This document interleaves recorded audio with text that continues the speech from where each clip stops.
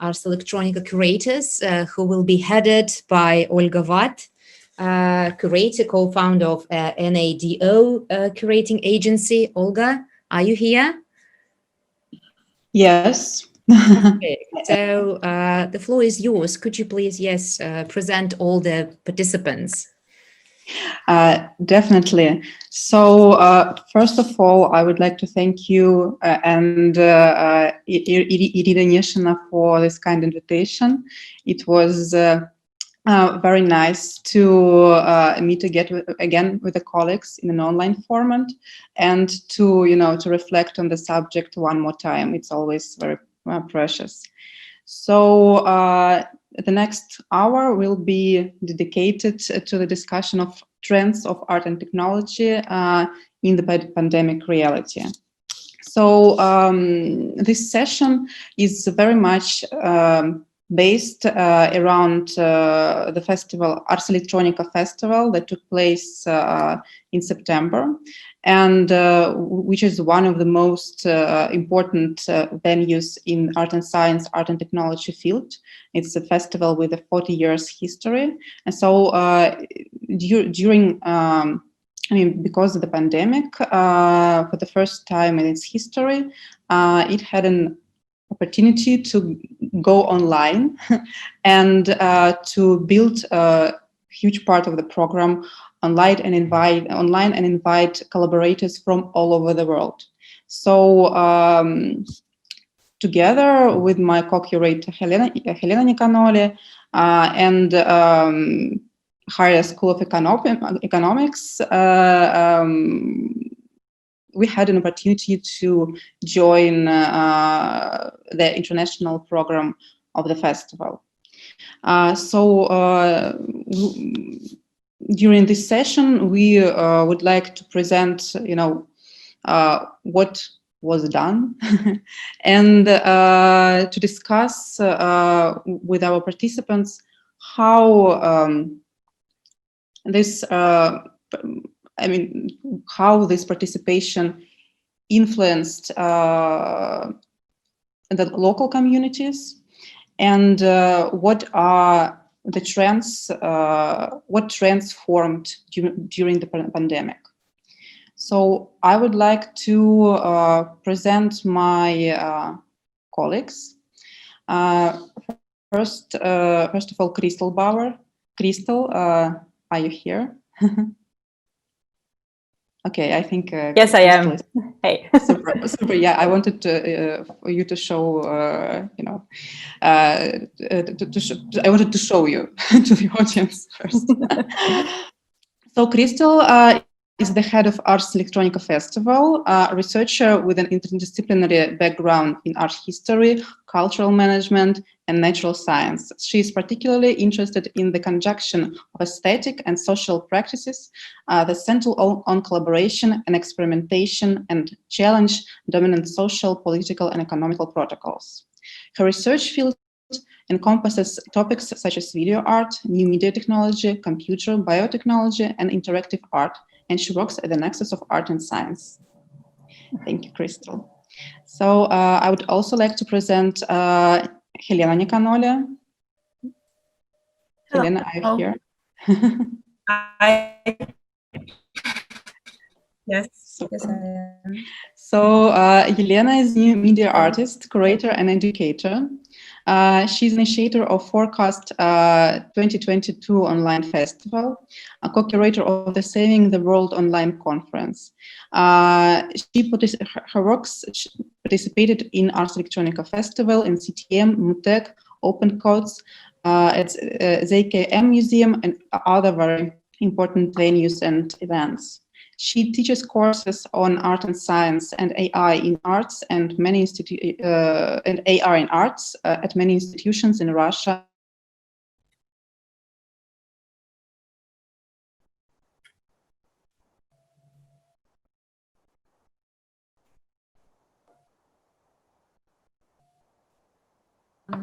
Yeah, no, it's perfect. Thank you.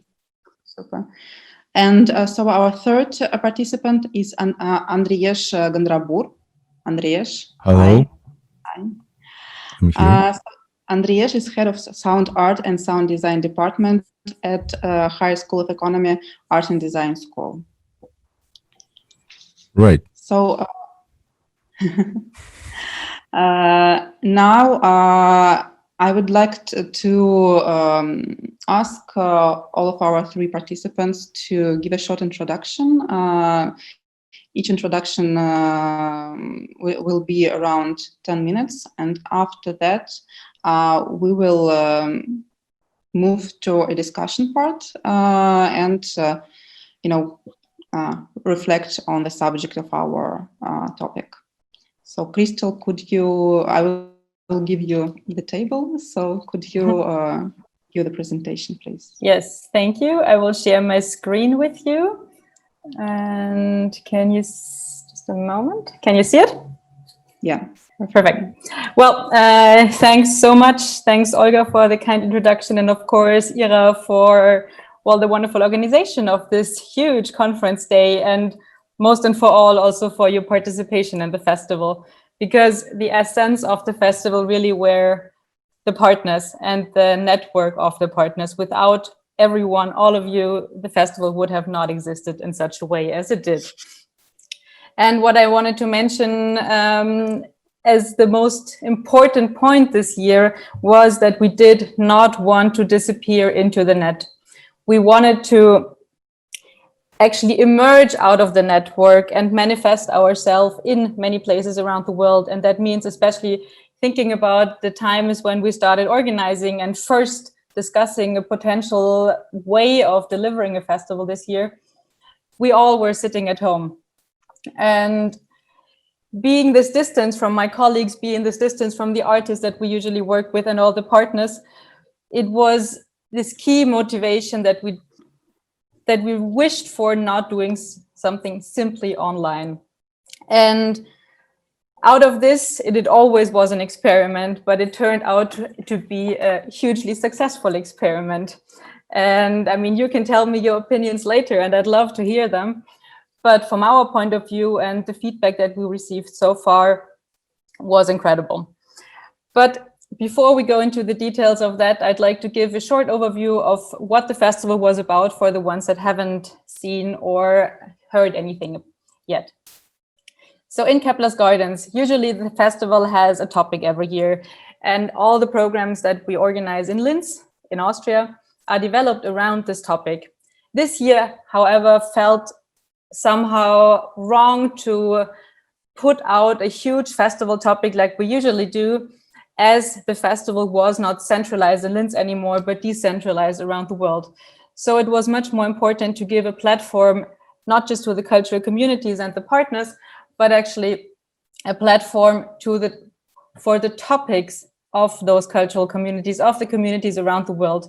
And that's why we came up with actually keywords, rather huge ones, but they allowed to reflect on rather specific situations around the world, whether it was a community that was very much concerned about this question of autonomy and democracy, like, for example, in Hong Kong, or many others that really kind of were triggered by this idea of discussing on a rather local basis also this the influence that ecology in exchange with technology has on their daily basis.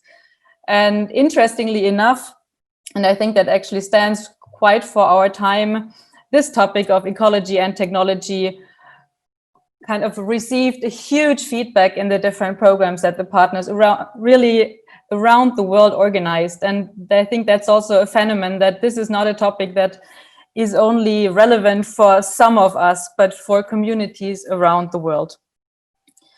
And here are actually some of the gardens that presented their projects at the festival.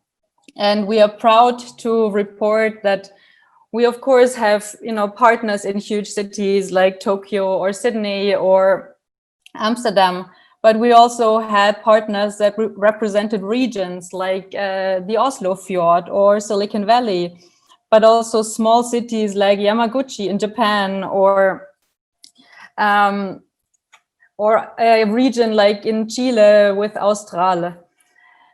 And what I found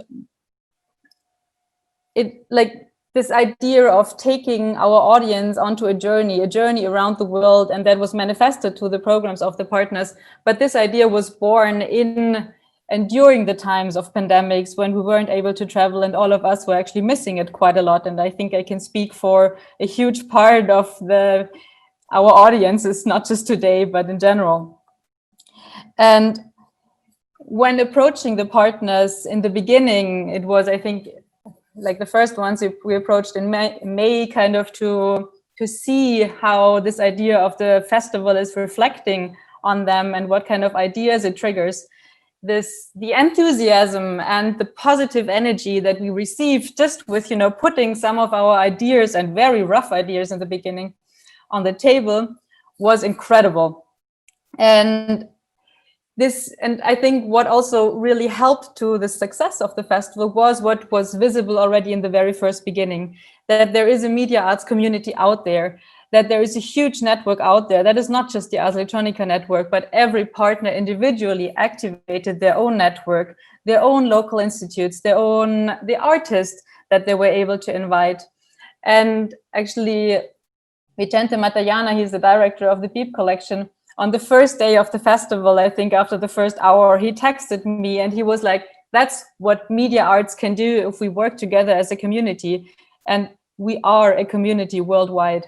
And I think that was the nicest message to a start of a festival where we felt that this is what we wanted to achieve. And apparently, and hopefully, this is visible also in all those separate institutions that individually work by creating the importance of what media arts actually is today. And here is a map of the different partners that we had. And of course, you can see that due to the network of Ars Electronica, due to our many European collaborations, also through different European projects, of course, most of our partners are centered within the European areas. But I'm really happy that we have partners and that we were able to activate partners on every continent around the world. Of course, if you look at the African continent, they are much less than in others, for example. But it's a start. And I think we are going to speak a little bit later also about that. But the reach that a festival offered, where it is not essential to travel to Europe, to travel to Linz, was actually quite astounding. And this year we had rather short amount of time, as we were currently replaying every idea that we have, whether we can do it and not, or whether we should do the festival in such a way or in a different way. So the time frame for the actual development of the festival was really short. But if we continue with this idea, if we continue with a festival that is at least partly in a hybrid state, then I think the chances that we can activate communities in areas where so far, at least we as an institution don't have too many access points yet, are rather high. And this is actually the part, or this is the part that triggers me most, that for me is one of the fantastic learnings of this festival, that we suddenly have a reach into areas where it's hard to get budgets to travel, it's hard to get visas, where complications of just going for 2 or 3 days to a city in Europe are so high that maybe individuals can come, but definitely not the huge part of the artists that need our support. And even though it is, of course, not the same meeting online or seeing programs online than meeting in the actual world, but I think at least as a part of the festival, this is it held something very promising for me, that we can reach audiences that we were not yet able to reach. And another important part for us also was that the partners that we have, they are institutions, they're cultural institutions, they come from a scientific background, such as many of the universities that have participated this year. But also we had cultural capitals such as Galway in Ireland, who participated with programs that due to COVID-19, they weren't able actually to show in real life. We had government institutions that participated, like the European Union or Silicon Valley. So activist institution, but also individual artists that poured their heart out in order to organize a garden, in order to organize programs in their specific areas. And that is, I think, another very important part, that it's not about institutions. It's about this huge range of what media arts is. It's about all the collaborations that exist in this area. And that should also be visible in such a hybrid format. One of the examples that I wanted to give, who for us were truly hybrid, is the AI Music Festival that we organized the second time this year. And we had several gardens that organized individual programs around this topic of AI music. The gardens are, for example, in Brussels, in Rome, but also in Plymouth or in Stockholm. And they individually staged concerts, they staged performances, but also organized roundtables, workshops, and hackathons. And on the other side, we in Linz, we, as I mentioned, did not disappear in the net, but we actually staged a physical festival in Linz, like all of you did, dedicated to the local audiences here. So we specifically said that we don't want international audiences here this year for many different reasons. Also because the topic that we addressed in the talks, it was mainly in German, and that's, I think, the first time in Ars Electronica history. But also the topics were really directed at the local audience. And it's a different way of programming if you think about what is, the local scene mainly interested in compared to all the international guests that usually come here. So we love this idea of having a huge part hybrid. And I think with hybrid, that is actually already the challenge that we should address much closer, because hybrid is not simply staging an online conferences and having 2 speakers sitting somewhere physical. I think with this word hybrid, we can address way different approaches of how to interact in online and physical spaces at the same time. And to give you an idea of the tools that we used for the festival, because I like especially thinking about the future of festivals in pandemic times or in times with travel restrictions. We tried to bridge several needs of what we felt is necessary for our festival. And one of them was that we wanted to certainly have live events. And those live events manifested themselves in the 4 live channels that we streamed during the full 5 festival days, 24 hours. And everyone that knows how difficult it is to, set up streams, it was a jump into cold water. We are not TV producers. We don't know how this works. So we really started from the very beginning of trying to understand what it means to do a live TV channel, to set up studios, to think about where to stream it. And YouTube has limits, Facebook has limits, and especially if we think about the amount that we wanted to make visible. And the amount was not just Ars Electronica, but the amount came from all the partners around the world. And I think one of our press guys said that we have only the videos without the live events that we received from the partners from the festivals. 82 days straight video footage, 24 hours. Yes. And so this is not us, this is everyone and all of you that made this possible. And that led us actually in the end to the consequence that we needed, unfortunately, to tell our partners that were organizing festivals into their individual spaces, that we're not going to be able to show every individual program, because simply there is too much. And for us already 4 channels is more than we can handle.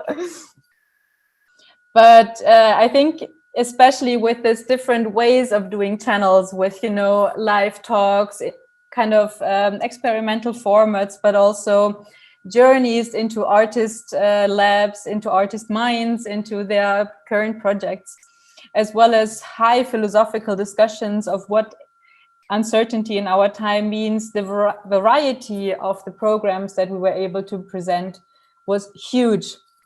So was the quality. And that, of course, depended on the different partners that we have. And that for us was also very essential, that it was not this high bar that we needed to reach, but it depended on everyone's individual means what was possible. So, of course, everyone did their best.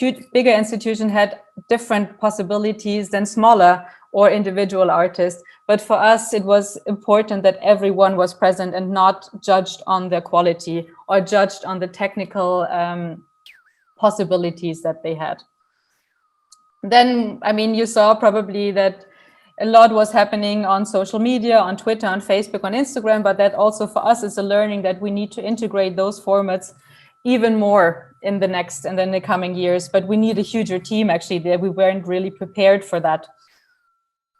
Another part, and a very important one, was the website itself. So we have, of course, our regular festival website, but we tried to add several features such as searching for key points, like the festival topics or AI or VR or different kind of formats.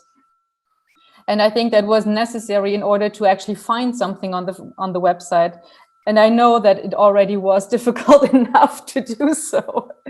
And that leads us now actually to the consequence that if we're going to do something like that next year, we're going to already start thinking about what task and what role a festival website in such a form of a festival has, and that we need to actually expand the way that users can interact with the festival beyond just finding information, but actually creating different ways of accessing that website.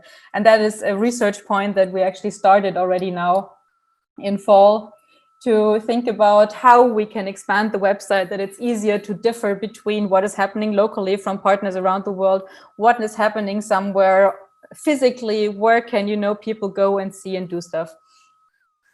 And then I wanted to share a little bit more about the Mozilla Hubs, because this for us was also a special format. It started with this idea that we eagerly were trying to find a tool that allowed this meeting that you have in a physical festival, that you bump into someone, that nice conversations come out, that you sit at a bar and start talking with the person next to you without scheduling meetings. And this new form of Second Life was something that at least had the possibility of fulfilling some of those needs. And we created, with a huge team, and also individual partners created their own spaces, but we created a huge network of Mozilla Hubs, and which is actually still accessible also today. And I think what for us the problem was, and that was definitely a learning, that we had this as an additional tool. And you cannot have always additional tools. You need a whole team that is actually constantly taking care of those spaces. And Mozilla Hubs is a very intense space, and I think you can have incredible, nice conversation, but there needs always someone that is there as a moderator, that is there in order to, connect people. What is also happening in network meetings. And as wonderful as Mozilla Hubs was, but definitely this year, at least from our side, we felt that there was a lack of moderation from the Ars Electronica team, especially in the spaces that we created. And that in the next year, we would much more limit it down, do it smaller, but actually take much more care of it and really stage more directly focused programs in those spaces. But on the other side, the guys that took care of the spaces, they reported sudden dance or spontaneous dance parties. They reported incredibly interesting meetings, walkthroughs, exhibition tours. So there was a lot going on. Another format that we found very successful this year was something that is, to many people probably who visited the festival before, a quite known one. And this is the format of the We Guide You, so guided tours for the festival. And this, in the very beginning, it was essential that we're going to continue that format, and not because tours are this important, but this offered actually this smaller group meeting spaces of exchanges and of getting to know each other. And We had huge amounts of tours, also organized from partners, moderated through Ars Electronica guides.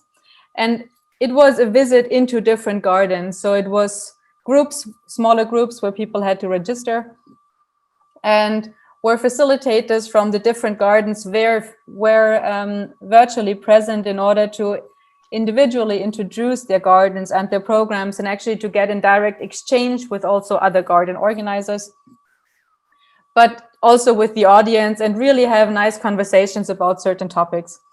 And I think one of the most interesting formats was the wine tasting party that was organized by our partners in Hong Kong.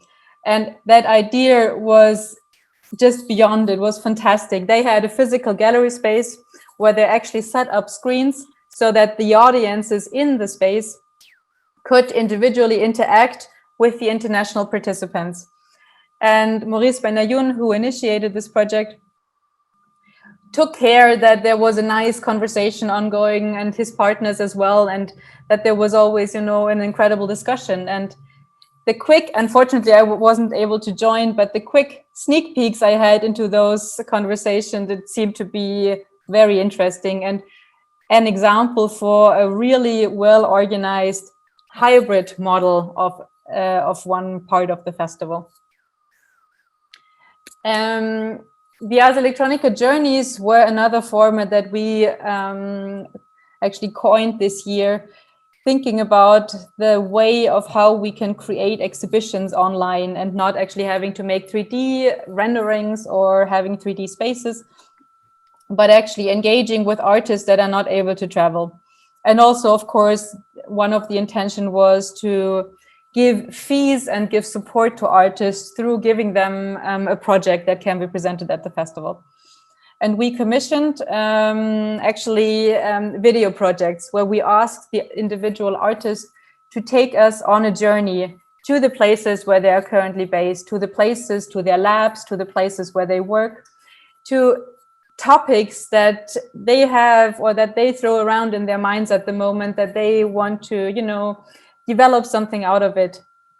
And amazing artworks actually came out of that process. They are videos, they are still on our website, and I strongly suggest that you have a look at them, because, for example, Charlotte Jarvis is just before she actually gave birth to her child, she is taking us to this beautiful lake where the sun is shining or actually going down.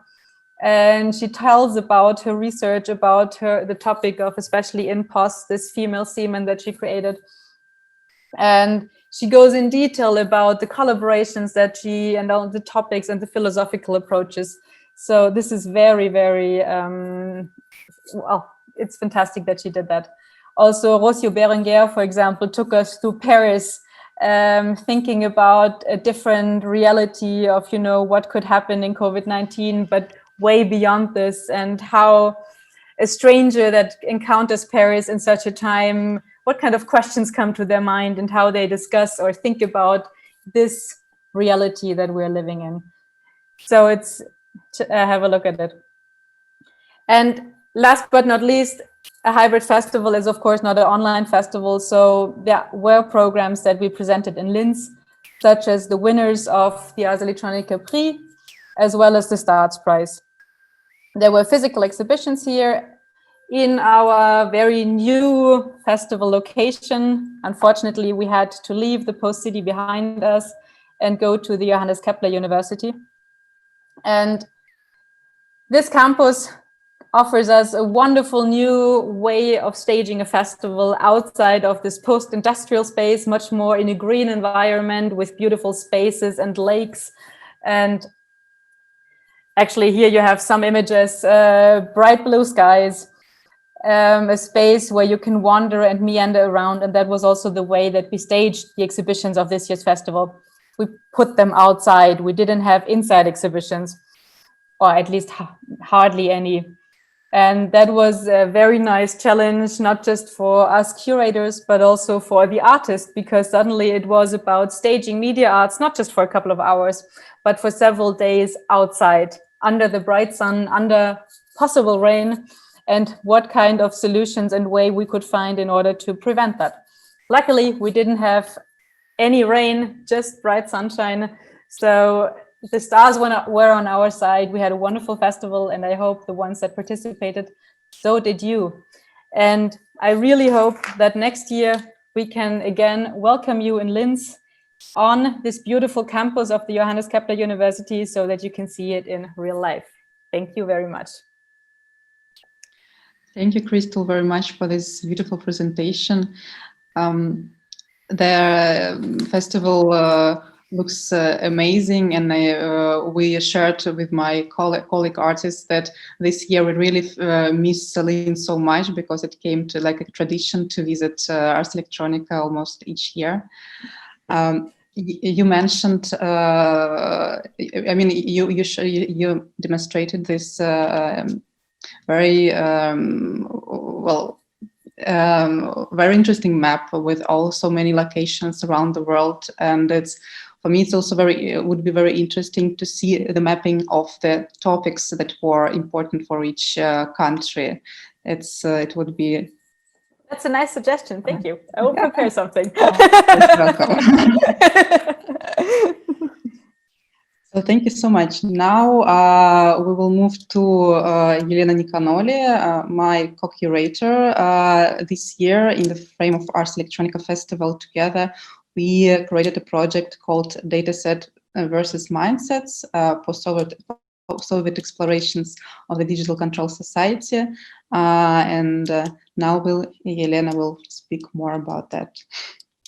Thank you, Olga, and thanks to High School for organizing this event, this conference. Yes, I'm going to talk about the project Datasets versus Mindsets, Post-Soviet Explorations of the Digital Control Society. And actually, this project is dedicated to the artistic explorations of this control society, where technologies like artificial intelligence and Internet of Things, for instance, become tools of biopolitics, the way to control our physical bodies.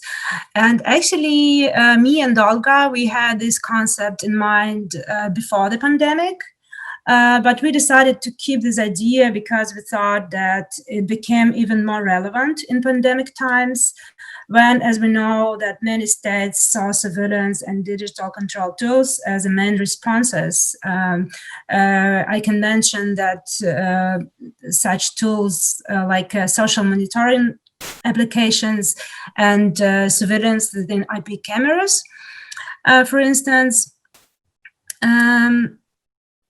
Let me share my screen.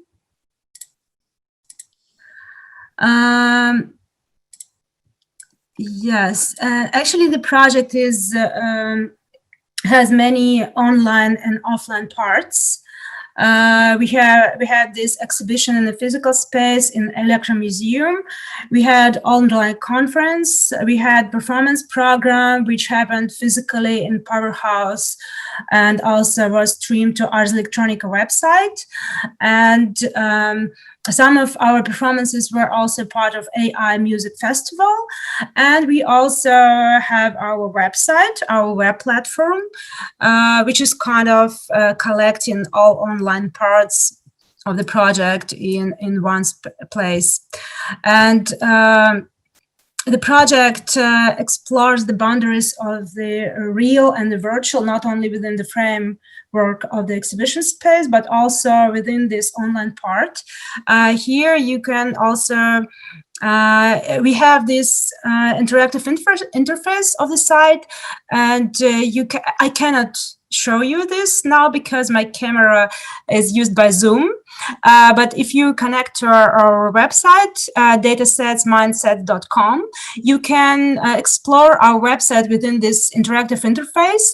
You can give access to your camera, to the camera of your device, and then you can control the site within the expressions of your face, within the emotions of your face. And actually, we are kind of exploring two modalities of surveillance within this website. You can here you can be surveilled, or you can also surveil, because our performance program was organized like it was imitating IP camera's vision. I can show you this a little bit later. And in this project, we are presenting several generations of media and sound artists from post-Soviet space. We have projects from by artists from Russia, from Ukraine, from Kazakhstan. And we wanted to present not only projects by some pioneers like Aristark Chernyshov or Andrei Smirnov, but also we wanted to present projects by young talented artists, students or alumni of art schools. And we also have several levels of understanding, several topics here. Actually, we were exploring how different artists can respond to the surveillance state and how they can suggest some projects on this topic. So some projects are kind of this active response. I can mention this kind of project, this Backlash by Kate Pranik and Sasha Sirichenko. This is an interactive project. You can upload a picture here, and they used artificial intelligence to recognize people on pictures. And actually, you can upload a picture from some protest on actually even a video. And then artificial intelligence identifies all people who are not policemen, and then it covers all people who are not policemen, kind of anonymizing people on pictures. Another kind of projects are projects within some metaphorical level of understanding of this surveillance state. And these projects, I can show some example. For instance, this project by Valentin Fetisov, User Flow. We had the documentation of the project, and actually he like imitating this control, like passport control in the airport. And these people are performers, and a person is asked to control their passport, and actually also not passport, also their like belongings, and then and the point here is to create some space within the exhibition space, which is a kind of something not expected from the visitor, because the visitor, when he or she comes to the exhibition space, doesn't expect to be controlled, to show their passport, and so on and so forth. And at the last stage of the project, the person is asked to get the liquid within their mouth. So it's also kind of pornographic way, which represents this this power within these machines, algorithms. So this is another way to present this. And well, this project is a project by Dmitry Morozov, Tall, a hot ninja. Here he creates this tool for also as a response to attempts by government to control the internet in Russia. And here he presents this tool for communication without an internet. So you can create some access point, and people who connected to this access point, they can communicate with each other within this device. This is also can be seen as a response, this active response from artistic community. Well, and one more level which we have at this exhibition is this media archaeological level. Here you can see the project by Andrei Smirnov and Ekaterina Trubina, and they used, well, we cannot see the picture. Well, I can show you some short video.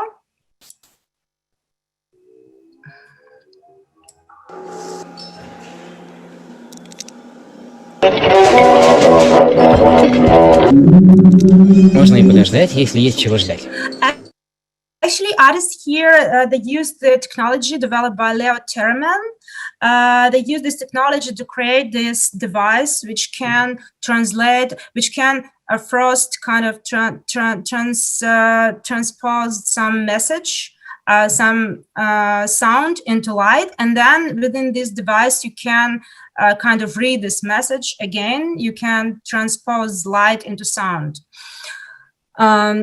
Yeah, and one more example of this kind of projects is Para-Optic by Anastasia Lohina. Anastasia used this idea from 60s, I think. From 60s, there was an idea that people can see within fingers, and she built a project around this idea. You can use these devices. Here you can see these cameras, and then you can see these devices like as you could see within your fingers. We can also see a little video documentation.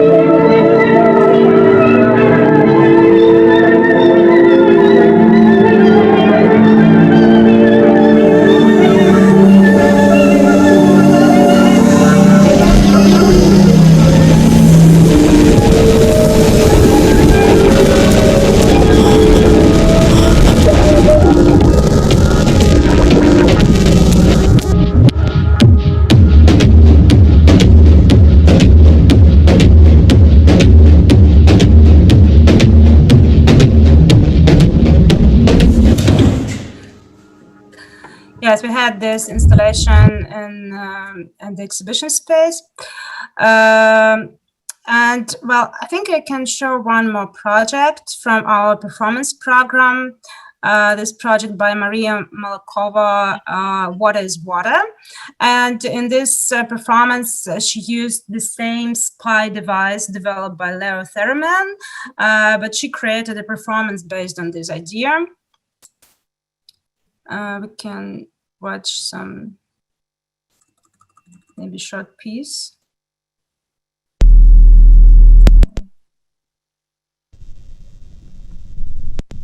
One moment.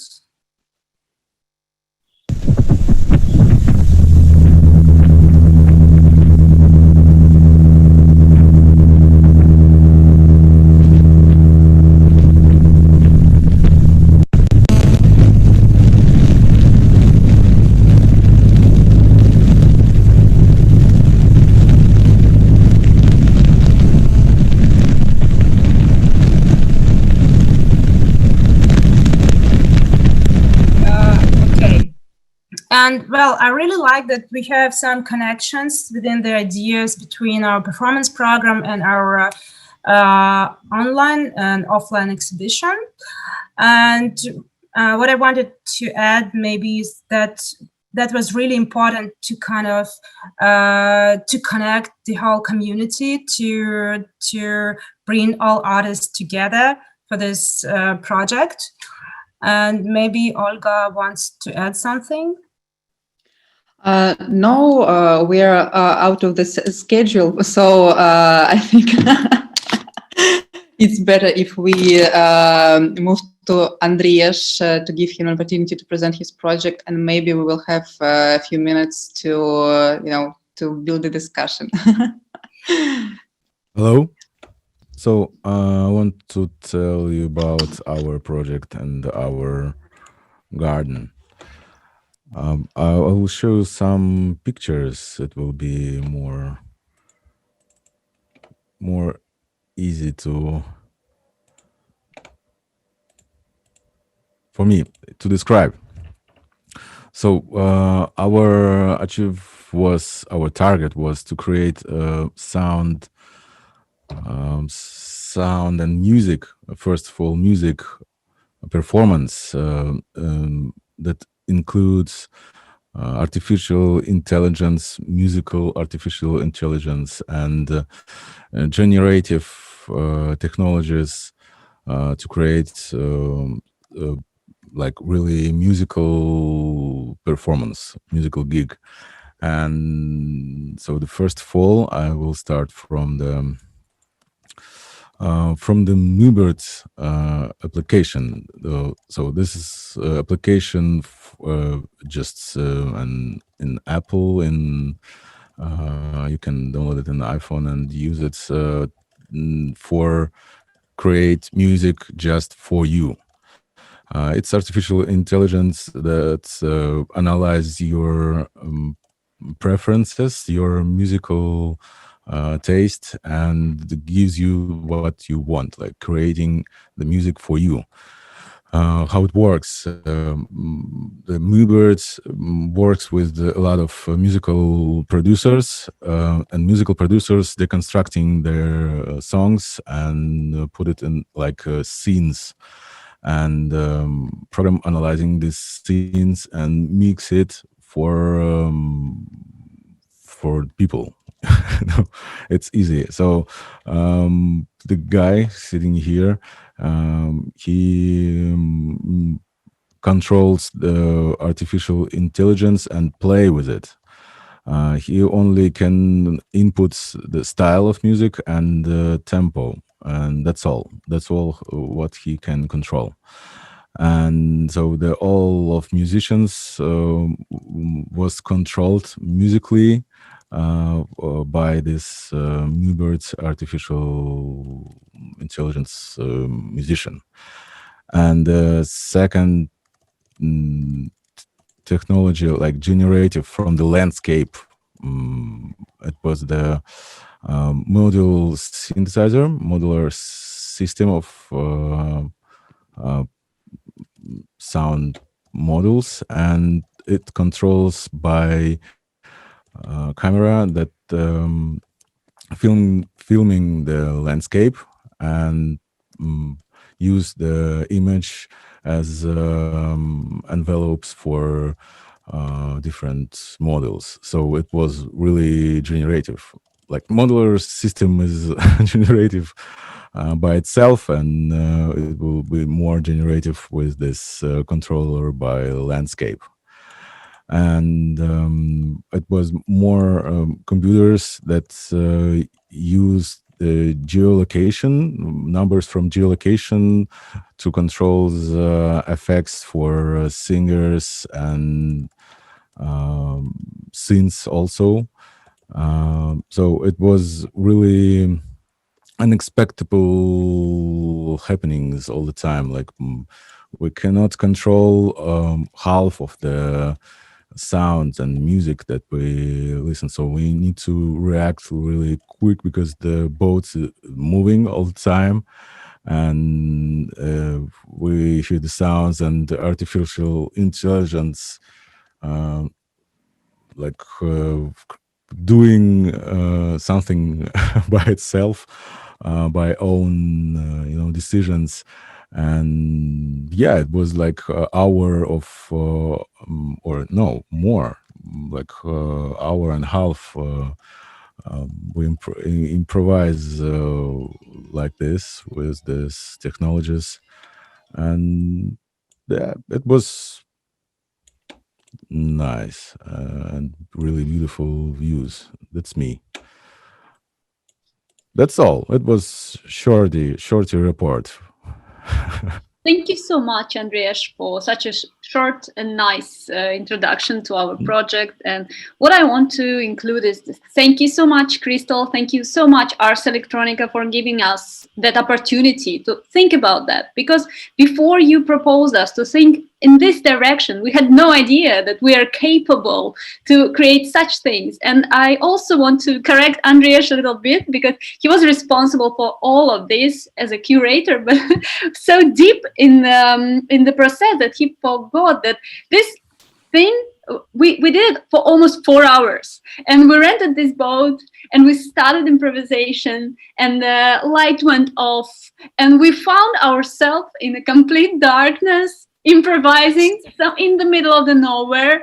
And so it was, and we couldn't find a place to stop, because there were no stops at all, and we were in complete dark, and the city lights and the artificial intelligence analyzed this little lights. So it was an amazing experience for us, and thank you so much for such opportunity. And I also would like to say that we have not that much time to talk a little bit to each other, and I give my microphone back to Olga, and let's share our ideas based on our experience we have from Ars Electronica 2020, which was amazing, one of the biggest digital events in the art world, I think. Thank you so much. Thank you, Ira, for adding this very important message. And I really liked the idea of the project about this losing control and going, totally like going with the flow. That was also my thing, like strategy as a moderator of this discussion today. So we have, I think, like about 10 minutes, maybe to exchange some ideas. And I prepared a huge list, not huge, but still a list of questions. So I think that, well, maybe important to talk about collaboration, because we know that hybrid arts and technology and digital art is very often based on Oh, sorry. We have a. I think somebody just forgot to switch off the sound. It's fine. Okay. So hybrid arts is very often based on face-to-face collaboration and group work. And so how did it change during the pandemic? And maybe did new tools and platforms for online collaboration arrive, or do you know about some cases or some existing platforms that were reinvented for artistic purposes in order to collaborate in an online form?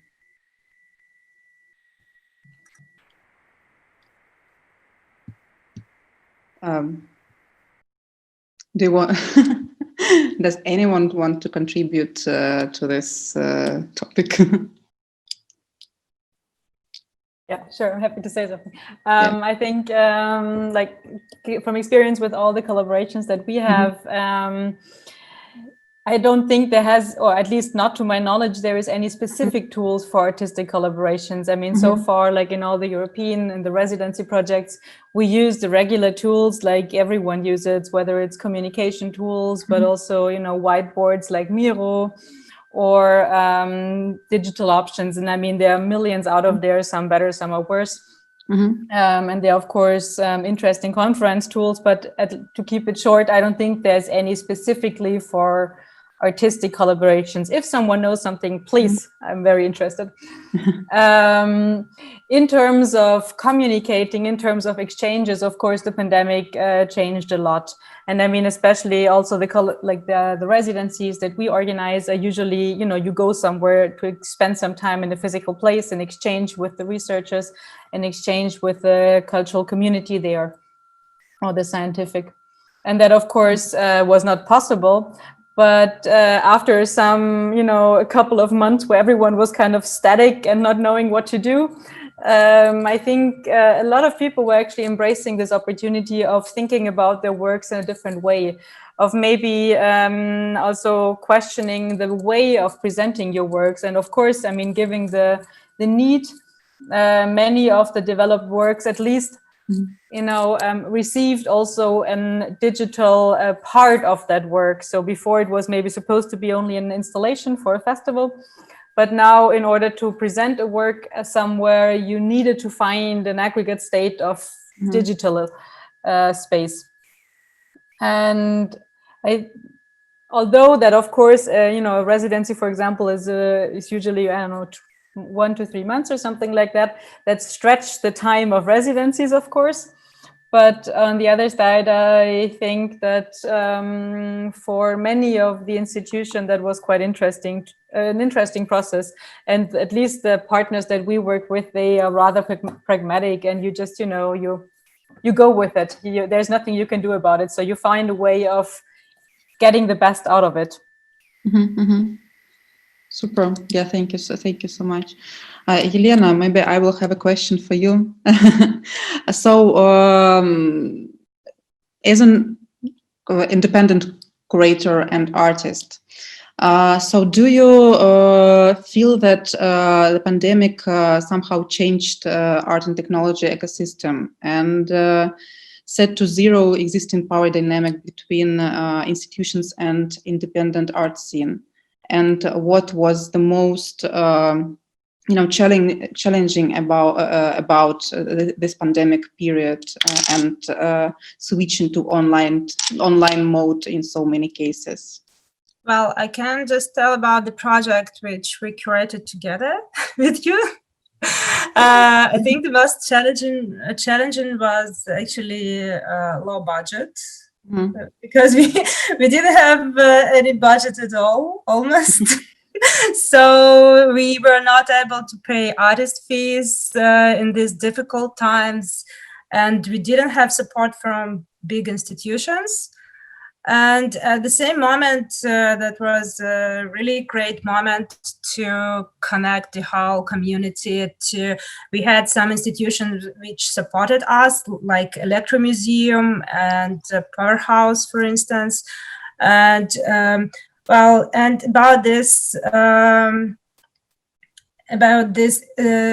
change in these dynamics between big institutions and independent community, I think if we talk about Russia and Russian new media and sound art communities, this situation is not something brand new, because these communities most of the time were developing without big institutional support in Russia, as we may know.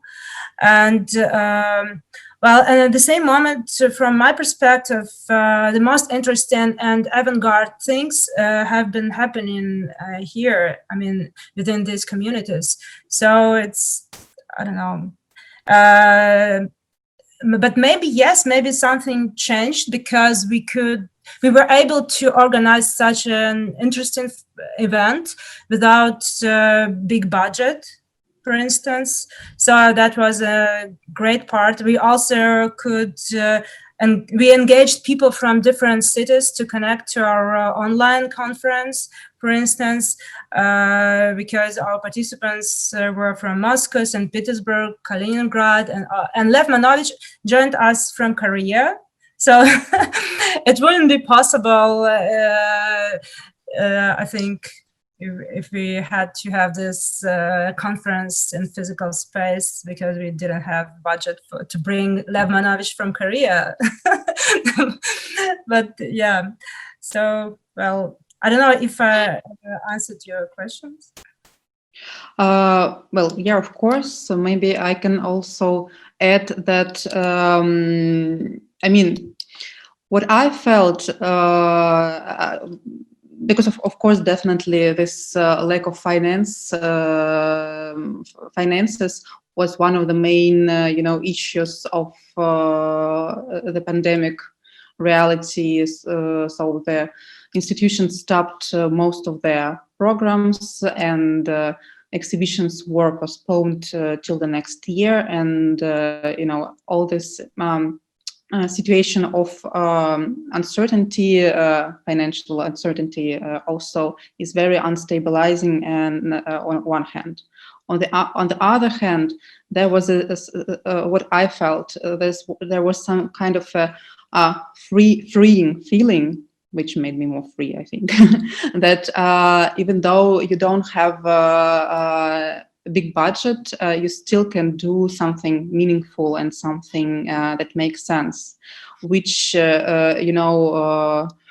and this knowledge usually doesn't come when when you work in your own, when you don't exist in a crisis. Yeah. So so it was challenging at one time, but at the same time it gave a lot of energy, because you understood that I have move faster, you have to think bigger, and to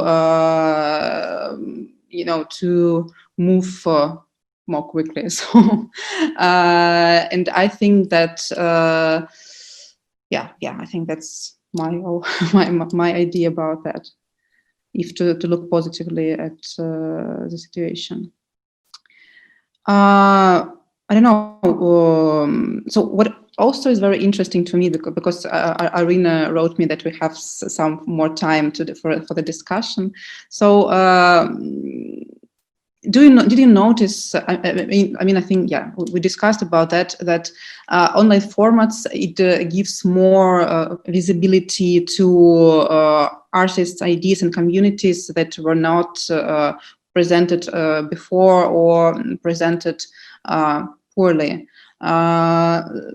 So can you, for example, give such examples that catch your eye during this period, that maybe you found something that you didn't know about that before, and that happened only because it was, now we are living in this total online format? I can address it to Helena, or to Christl, or to Andriesh, anyone. Welcome to contribute. Sorry, it was bad connection. I missed the question. Should I repeat? Yeah. Okay. Nice. Okay. So, did you notice that online formats provided visibility to artists' ideas and communities that were not presented before, or presented poorly? And if so, could you give some examples? Well, of course. I think actually it's kind of the tool, the new tool. The not only formats moving to like digital internet and etc. Also also perception of the crowd also changing, and they also sitting home some long time, and the perception of the entertainment and the analyzing of the data and content is changing, and the projects also changing, and the perception of the crowd is also kind of the tool so we can use. And it's really interesting actually for artists and also for scientists. It's this time, this period, I think like really interesting and productive, because only in changing times you can really be effective, like 100%. I don't know, that example of it's a lot of examples for education, and actually this festival, also how quickly we can move from reality to virtual reality. Like you can sitting home and be anywhere. We see this map, and so the festival is going everywhere. That's I think only now we really feeling the power of internet for art and for communities and for everything. So our Earth and geolocation not so important anymore, and it's changing philosophy of perception of the content. That's what I thinking about. Point. Yes. You mentioned a very important thing.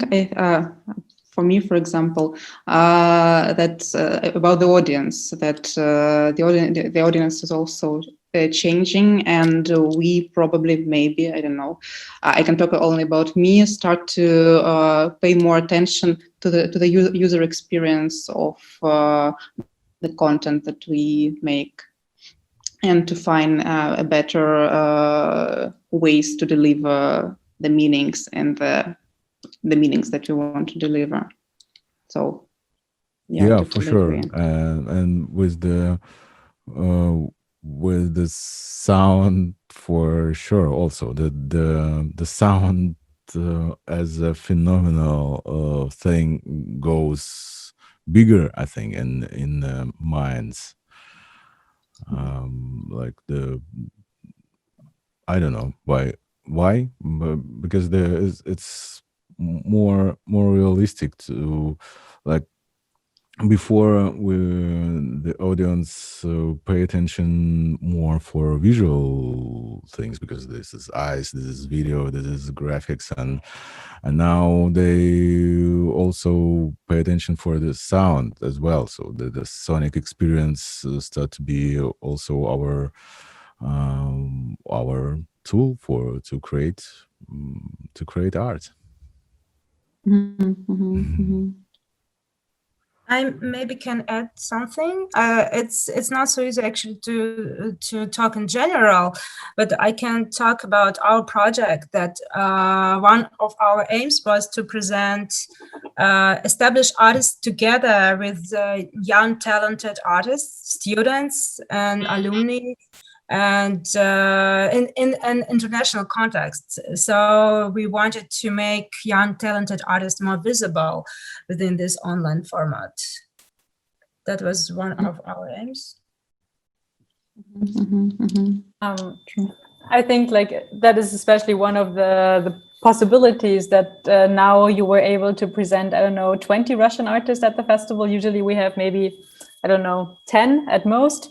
We had, for example, partners in Chile that usually were able to come with 5 artists to the festival, and now they were able to present 40 artists. So there is, of course, a different way of presenting artists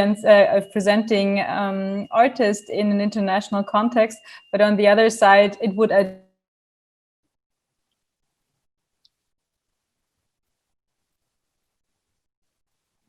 I'm sorry, Christl. It seems like we lost you. Can you hear us?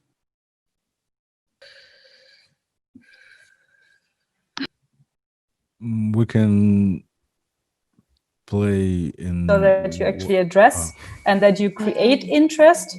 So it's not about just putting an actual physical panel online in the same format. That's not working really. But I think it's still interesting to see how it's possible, like, you know, putting something online means suddenly the whole world is open as an audience. But realistically, we still only reach the audience that we usually reach, maybe more people, because not otherwise everyone would be able to travel. But we still reach audiences within the media arts community and not so much beyond.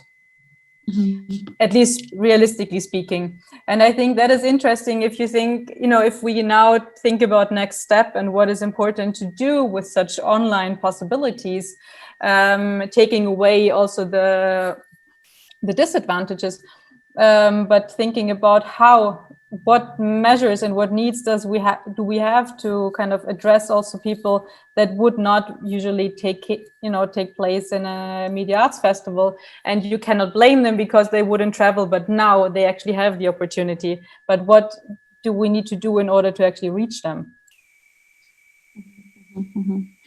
So that's the question that we, I think we'll be working at least for the next 1 year. So our time has come to an end finally. What do you mean finally? No, not Finally, No, Unfortunately, unfortunately is the right word. It's a bad Russian English, so And unfortunately, may I say one thing before we close? finally it came.